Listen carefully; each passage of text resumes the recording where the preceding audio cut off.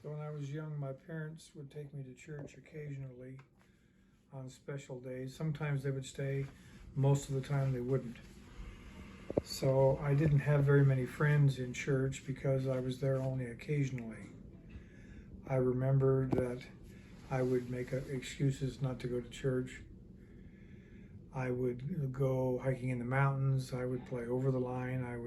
What's over the line? It's a baseball game. We have maybe 4 people playing at a time. Anyway, I wasn't active in the church as a youth. I remember going to primary and memorizing the Articles of Faith. So I must have spent some time in church. So my parents got a divorce. They were fighting and drinking, and of course we weren't going to church at that time. But after they got a divorce, I stayed with my mom for a few years.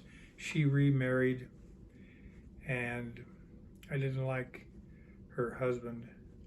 He threatened to beat me up one time and level me with a 2x4 if he couldn't do it himself. He wasn't a very large man himself.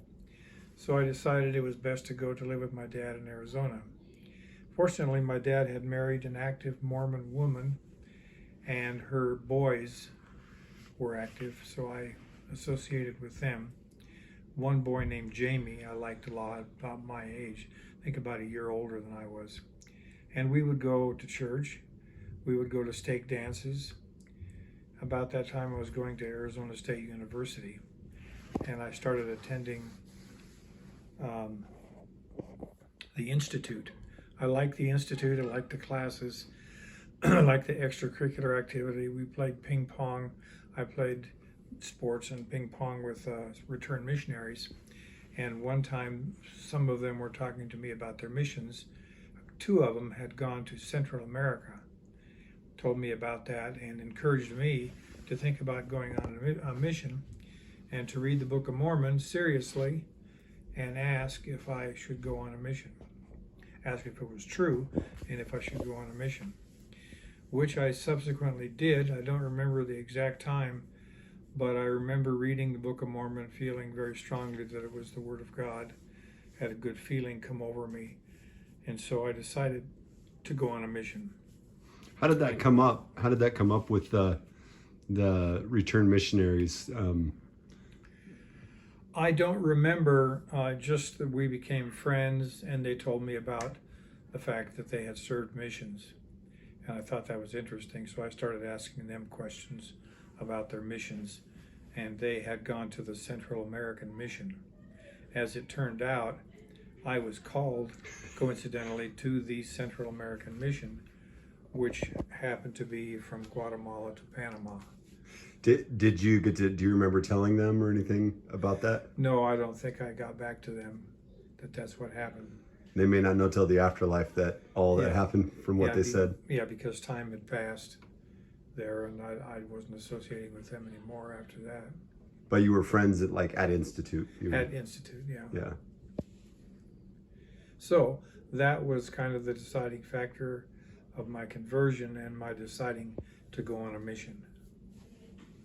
And of course, the mission changed me a lot because I learned about the gospel primarily from the mission. And I liked my mission president. In fact, I had 3 mission presidents, but the last one was Ted E. Brewerton, and I became his second assistant. And so in my work, I worked in Guatemala, I worked in El Salvador, I worked in Honduras. Then they split the mission, and I went with President Brewerton to Costa Rica, where I finished the mission, but I got to travel with him to Nicaragua and to Panama. Oh, wow. And to the San Blas Islands. So that's why you got to go to all those places, because you were an assistant. Right. That's cool. That's awesome. So, and Mom talked a little bit about how she met you. Do you want to talk about your side of the story, how you met her? Yeah, it was during the what's it called? The certain plan where you could get in, start classes in the middle of the semester, because I came back at a strange time. But anyway, I was able to attend this geology class, and it was cold then, I recall, and I had this big Russian coat on, and everyone was bundled all up. And I came into this class and decided that I would sit in the largest concentration of young women I could find. And as I did, she was on my left. And so I had the opportunity to get acquainted with her throughout that semester. Do you remember some of that conversation? No. A long time ago. Just small talk. So. And then the rest is history. Then we used to, we went out on a few dates. Went out to a restaurant one time, had some snow fights. We went to the movies one time, and I remember she did the Charleston for me, and we went to Thoroughly Modern Millie. So she did the Charleston for me in the waiting room outside in the theater. What did you guys think of Thoroughly Modern Millie? We liked it. Thought it was funny. Anything else? No, regarding my conversion, but I was really converted on the mission. I found out that all of the questions that people asked me, the answers were in the scriptures. And at that time, we used something called a marvelous work and a wonder, una obra maravillosa y un prodigio in Spanish. And so I read that was our guide to teach the gospel. Plus, we had the uniform instructions, right. Manual of instructions, 6 memorized lessons together with answers. So we had that, but I studied the marvelous work and a wonder in the scriptures. Awesome. So I was always amazed that no matter what question people ask, if I didn't know the answer, I'd go back and study, and there it was. Awesome. Thank you, Dad. Okay.